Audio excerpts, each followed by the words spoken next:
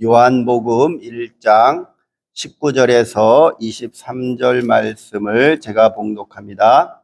요한복음 1장 19절입니다. 유대인들이 예루살렘에서 제사장들과 레위인들을 요한에게 보내어 네가 누구냐 물을 때에 요한의 증언이 이러하니라. 요한이 드러내어 말하고 숨기지 아니하니 드러내어 하는 말이 나는 그리스도가 아니라 한데, 또 묻되 그러면 누구냐? 네가 엘리야냐? 이르되 나는 아니라. 또 묻되 네가 그 선지자냐? 대답하되 아니라. 또 말하되 누구냐? 우리를 보낸 이들에게 대답하게 하라. 너는 내게 대하여 무엇이라 하느냐? 이르되 나는 선지자 이사야의 말과 같이 주의 길을 곧게 하라고 광야에서 외치는 자의 소리로라 하니라. 아멘. 세례 요한에게 유대인들이 그 지도자들을 보내서 세례 요한에게 당신은 누구냐? 라고 질문하는 내용입니다. 이 질문에 대해서 세례 요한이 답변을 하죠. 그 답변을 하는데 보면 이사야서 40장 3절에 나와 있는 말씀을 인용하면서 주의 길을 곧게 하라고 광야에서 외치는 자의 소리가 있다고 했는데, 이사야 선지자가 말을 했는데 그 역할을 하는 사람이 바로 나다. 그래서 내가 주의 길을 곧게 하고 주님의 길을 예비하러 온 자다. 이렇게 대답을 합니다. 이 구약 성경도 그렇고 신약 성경도 항상 당신이 누구냐라고 질문하는 내용이 자주 나옵니다.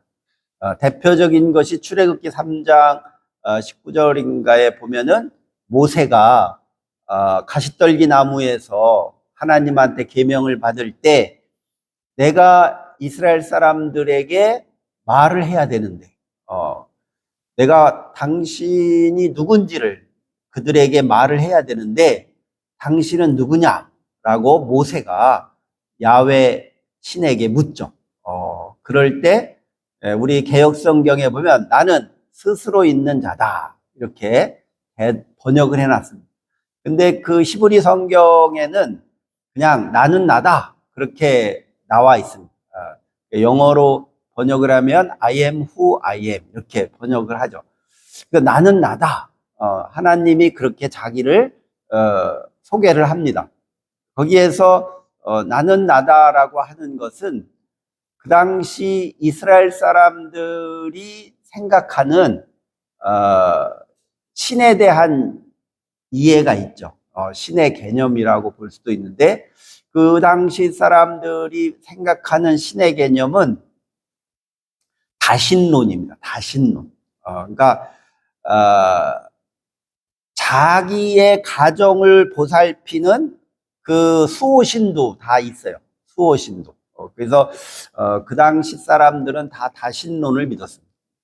그래서 뭐 다양한 신들이 있는데 이스라엘 사람들이 애굽의 이집트의 태양의 신도 믿고 뭐 나일강 신도 믿고 여러 가지 신들을 믿었죠.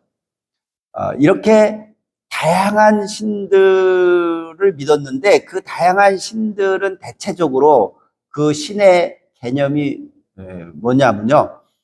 내 말을 듣지 아니하면 내가 너희들에게 벌을 내리겠다. 그런 신이에요. 그래서 두려움의 신입니다. 그러니까 이집트의 파라오 왕들이 있었는데 그 파라오 왕들은 어떤 존재냐면요. 신의 대리자죠. 신의 대리자인데 그 신의 대리자는 두려움의 대상입니다. 그래서 신의 대리자의 말을 듣지 아니하면 죽게 됩니다. 그래서 항상 두려움에 떨을 수밖에 없어요. 때문에 그 신의 명령을 지켜야 됩니다. 만약에 신의 명령을 지키지 않아서 신이 노여워하면 고통을 당하죠.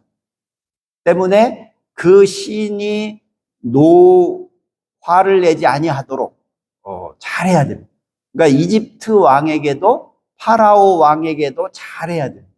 그래서 파라오 왕이 시키면 시키는 대로 복종을 해야지. 만약에 파라오 왕에게 거부하면 벌을 받죠. 그런데 이스라엘 사람들이 출애굽을 하는 그 과정에서 경험한 야훼 신은 그런 두려움의 신, 자신들을 고통스럽게 하는 신이 아니라 자신들을 해방시키는 신이 야훼 신. 그 이집트의 태양 신으로부터 해방시키어서 자유를 주는 신이었죠. 그래서 그 여호와 야훼 하나님은 나는 너희를 해방시켜 준다고 약속한 그 약속을 반드시 지키는 신이라는 뜻입니다. 나는 나다라는 뜻. 그 의미 속에는 약속을 반드시 지키는 신이다. 그런 뜻입니다. 그래서 구약 성경은 이렇게 약속을 아브라함에게 한 그 약속을 지키시는 야훼 신임을 증거하는 이야기들이 구약입니다. 그래서 그 약속의 메시아가 오신다고 했는데 그 약속의 메시아가 왔다는 거죠. 세례 요한의 증언은 그 메시아, 이스라엘 사람들이 갈망하고 고대하던 그 메시아가 왔다는 거예요. 이 땅에. 그래서 그 주님을, 그 그리스도를 내가 그 하나님의 약속을 이루실 분이 오셨기 때문에 그분이 그 약속을 성취하도록 내가 선포하고 전하고 그리고 그가 할 수 있는 일을 할 수 있도록 내가 앞장서서 그의 길을 예비하겠다. 그가 그 일을 할 수 있도록 내가 앞장서겠다는 거예요. 그러면 그 앞장서는 사람은 어떻게 되겠어요? 고난을 당하죠. 그 당시 예수님, 우리가 이제 성탄절도 맞이하게 되는데, 성경에 보면, 마태복음에 보면 예수님이 태어날 때 호구조사, 인구조사를 다 하라고 했잖아요. 그 헤롯 왕이 인구조사를 하라고 한 것이 역사에 기록되어 있어요. 그 기록이 언제냐면 BC 4년이에요. 그러니까 우리는 AD, 기원 후의 그 기준을 예수의 탄생으로 로마에서 정했거든요. 왜냐하면 로마가 그 기독교를 국교로 만들면서부터 4세기에 국교를 만들면서부터 예수의 탄생이 역사의 기점으로 정해버려요. 그래서 예수님이 태어나기 이전을 BC, 그리스도 이전 전의 시대다. 그리고 이후, 애프터, 그리스도가 태어난 이후 시대다. 이렇게 역사의 시간 구분을 하는데 실제로 그 헤롯 왕이 인구조사를 한 것을 보면 BC 4년이니까 예수의 탄생은 AD 1년이 아니라 BC 4년이죠. 그러니까 4년 전에 태어났다고 볼 수 있어요. 그러면 그 당시 헤롯 왕이 그 인구조사를 하고 유대를 통치하다가 헤롯 왕이 AD 4년과 5년 사이에 죽습니다. 죽어요. 그리고 그 통치를 아들 3명이 있었는데 헤롯 왕의 아들 3명에게 나눠줘요, 땅을. 지금의 시리아 쪽은 둘째 아들, 예루살렘 쪽은 첫째 아들, 또 다른 변방은 셋째 아들, 이렇게 본붕왕으로 이렇게 나눠줘요. 그래서 예수님이 태어나서 복음을 전할 때의 통치자는 헤롯 왕의 아들 때. 그러면 이 헤롯 왕의 아들 때는 그 아버지 헤롯 왕 때는 나라가 기틀이 되고 안정이 돼 있었어요. 그러니까 그 전에 그 통치하기 전에 유대인들이 로마의 반기를 들고 저항을 하다가 다 전멸을 당하고 이제 로마의 황제가 헤롯을 세워서 그 팔레스틴 지역의 왕으로 인정을 해주면서 헤롯이 상당히 영리한 사람이라서 정치를 잘 해서 안정이 돼요.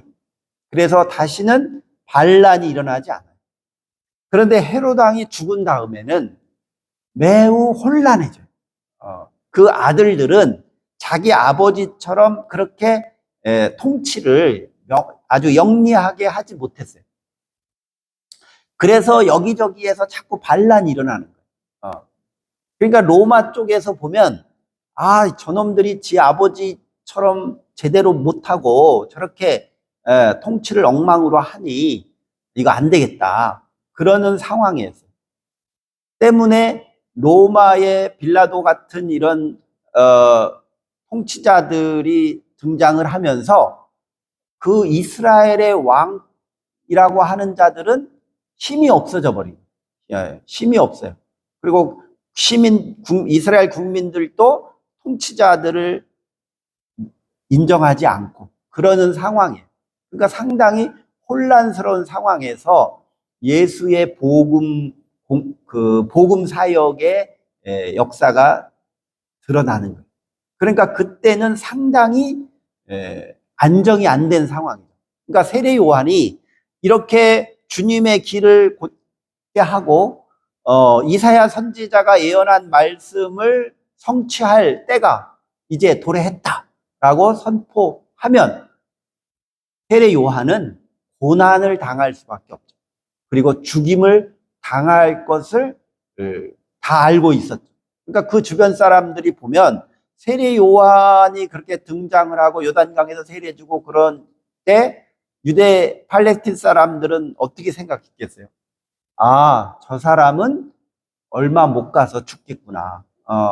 로마 황제가 저 사람을 그냥 놔두지 않을 거다.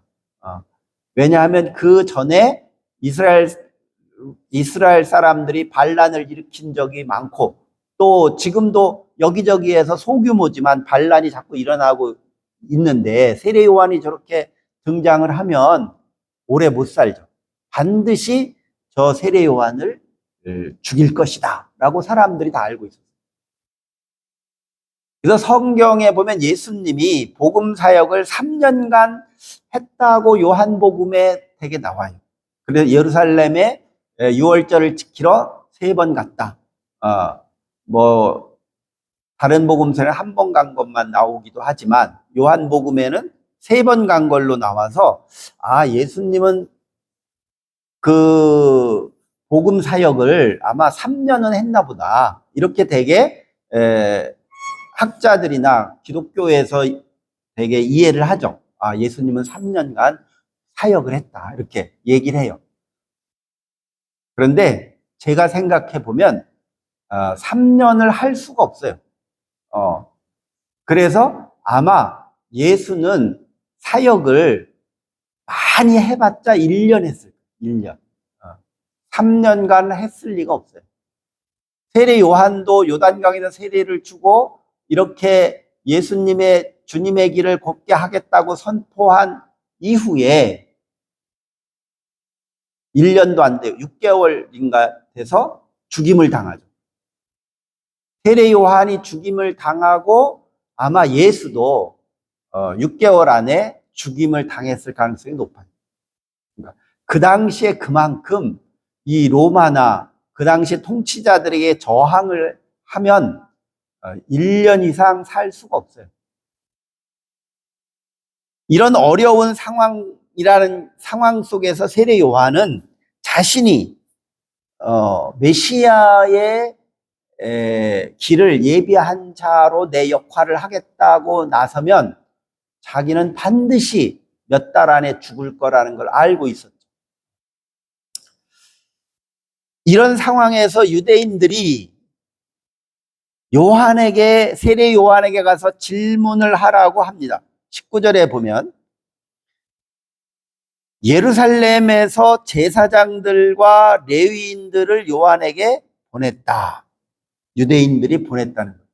그러면 제사장들에게 압력을 넣을 수 있는 유대인들이죠. 이 유대인 집단들은 도대체 누굴까? 우리가 분명하게 알진 못하지만 추측은 할 수 있죠. 그 당시에 유대계 사회를 주도하는 지배계층, 엘리트층이겠죠. 요즘 말로 말하면 기득권층, 권력이 있는 자들. 그래서 로마와 유대 종교의 제사장들과 결탁을 하면서 그 유대 제사장 그룹들 이런 사람들이 권력을 행사할 수 있도록 뒤에서 힘을 줄 수 있는 자들, 그런 자들은 종교 지도자들이면서 그 사회에, 유대 사회에 권력 있는 사람들이겠죠. 그 사람들이 제사장들이나 레위인들을 뒤에서 조종해서 저 세례 요한이 의심스럽다. 저놈이 또 반란을 주도하는 게 아닐까? 만약에 반란을 주도하면 로마가 가만히 안 있겠죠. 그러면 누구에게 책임을 묻겠어요? 제사장 그룹과 그 당시 유대의 그 권력자들에게 책임을 묻겠죠. 야, 내가 너희들에게 돈도 주고 권력도 줬는데 왜 반란을 일으키게 놔두냐? 그러면서 자기들을 귀양 보낼 수도 있잖아요. 자기들을 옥에 가두거나 죽일 수도 있어요. 로마가. 그러니까 저 세례 요한을 빨리 제거시켜야겠다라고 생각했겠죠. 이렇게 자기들에게 저항하는 자들은 빨리 그 싹을 잘라야 된다라고 생각을 한 것 같아요.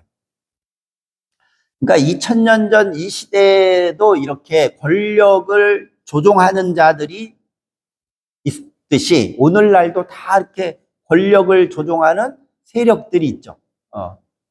그 세력들이 요즘에 다 이렇게 드러나잖아요. 윤석열 정부가 비상계엄령 내란을 일으키면서 도대체 이 사회의 권력을 계속 유지하려는 부류들이 누군가, 그 정체가 다 드러나잖아요. 요즘은 그 정체가 아직 안 드러나고 있지만 조금씩 의심하는 게 이제 사법부잖아요. 사법부. 저들이 저렇게 결탁을 해서 이 나라를 좌지우지하는구나. 이처럼 그 유대인들의 자기들의 권력을 유지하려고 세례 요한을 죽이려고 하는 거예요, 지금. 어떤 명분으로 죽이려고 하는가? 너의 정체가 뭐냐? 그런 거예요. 너의 정체가 뭐냐? 그래서 하나님의 율법에 어긋난 일을 하면 하나님의 이름으로 너를 죽이겠다는 거예요. 그래서 구약의 율법에 비추어서 세례 요한의 정체를 묻는 거죠. 그때 요한이 대답을 합니다. 나는 그리스도가 아니라 메시아가 아니다. 나는 메시아가 아니다. 왜 요한은 그 당시 요한이 요단강에 세례를 주니까 많은 사람들이 당신이야말로 로마에 저항하고 이 유대 종교 지도자들에게 이렇게 저항을 하는 당신이야말로 우리가 기다리던 메시아인 것 같다. 당신 혹시 메시아 아니냐라고 끊임없이 민중들이 세례 요한에게 확인을 한 질문들이에요. 당신이 정말 오신 메시아가 아니냐. 그게 바로 세례 의식이죠. 왜냐하면 죄 용서를 받으려면 어떻게 해야 돼요? 제사장에게 가서 제사를 지내야 하잖아요. 그런데 야, 그럴 거 필요 없어. 요단강으로 와. 내가 물에 들어갔다 나오면 너의 죄가 다 용서받아. 그러면 제사장들은 뭐가 돼요? 제사장들 입장에서 보면 아니 우리는 다 쓰잘데없는 짓만 하는 지도자고, 우리가 하나님의 이름을 팔아서 예루살렘에서 돈 벌어먹는 그런 사기꾼에 불과하다는 얘기냐? 그죠? 죄 용서해 준답시고 재물 바치라고 그러고 돈 바치라고 해놓고, 세례 요한이 너희들 제사장한테 갈 필요 없어. 요단강으로 와. 여기서 들어갔다 나오면 하나님이 너의 죄를 다 용서해 줘. 이렇게 선포를 하니까 제사장들 입장에서 보면 자기들의 기득권을 다 무시하는 거예요. 깡그리 무시해서 자기들의 권력과 돈 수입이 다 끊기게 생긴 거죠.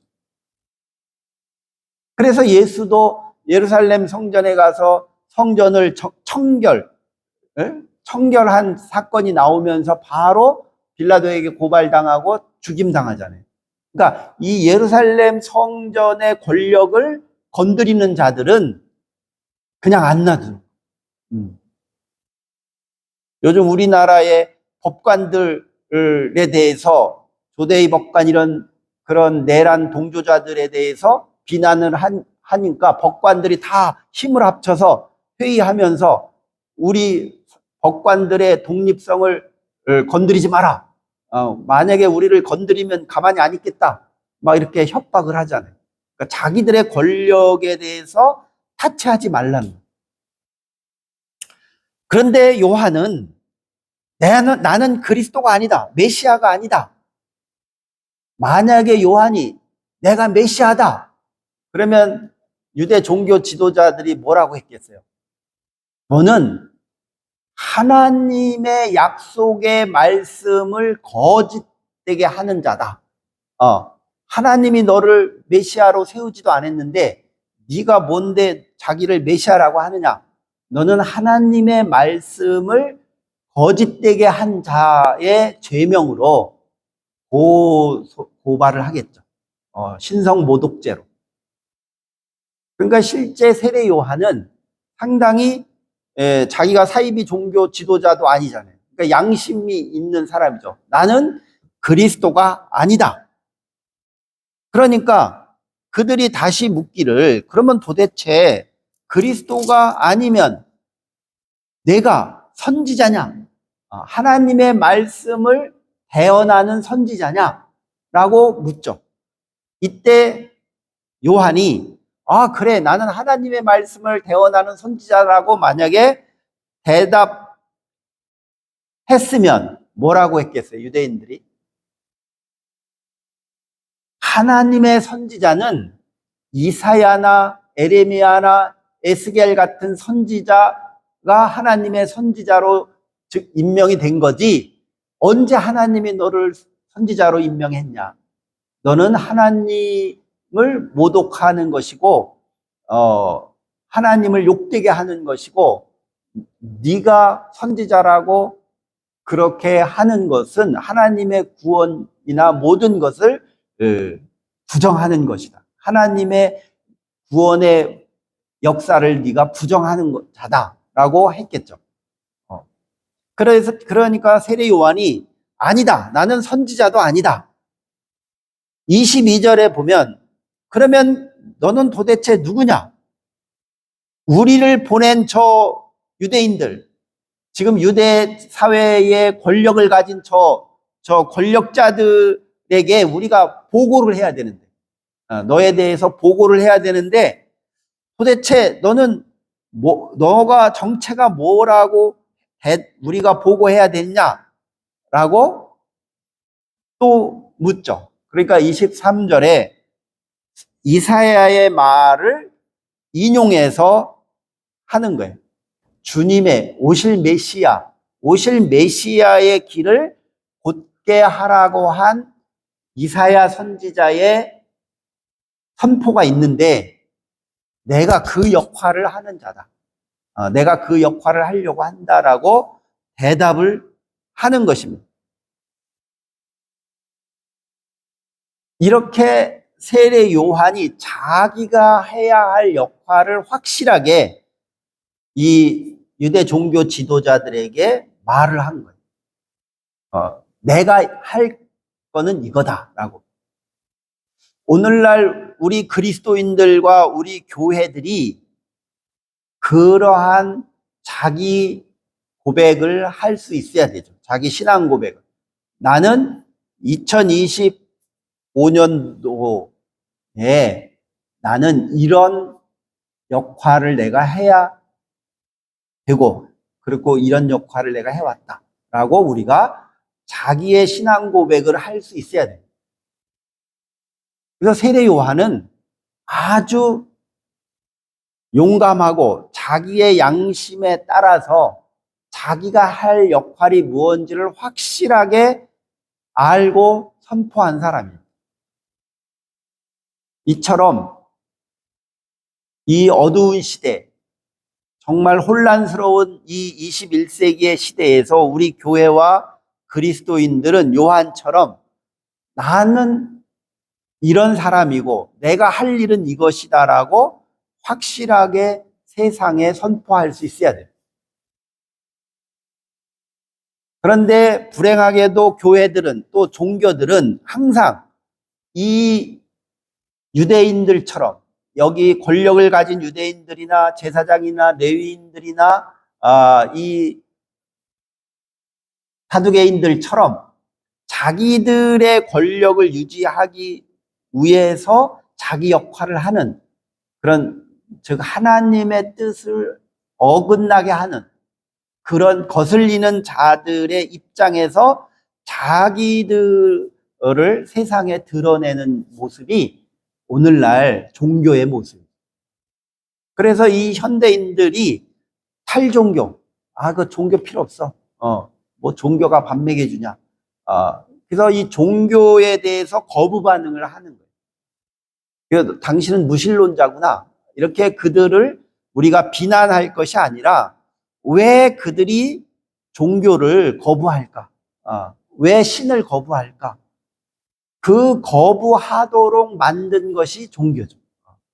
그래서 책임을 느껴야 돼. 그 책임감을 가지고 세례 요한처럼 우리가 주님의 길을 곧게 할 수 있는, 하나님의 나라를 이루어가는 역할을 내가 올해는 이렇게 하였고 내년에는 이런 역할을 내가 해야겠다라고 우리가 공개하고 선포할 수 있는 그런 신앙의 모습을 갖기를 주의 이름으로 축원합니다. 기도하겠습니다. 사랑과 은혜가 충만하신 아버지 하나님 감사합니다. 세례 요한은 믿음의 양심을 가지고 자신이 해야 할 역할을, 죽음을 무릅쓰고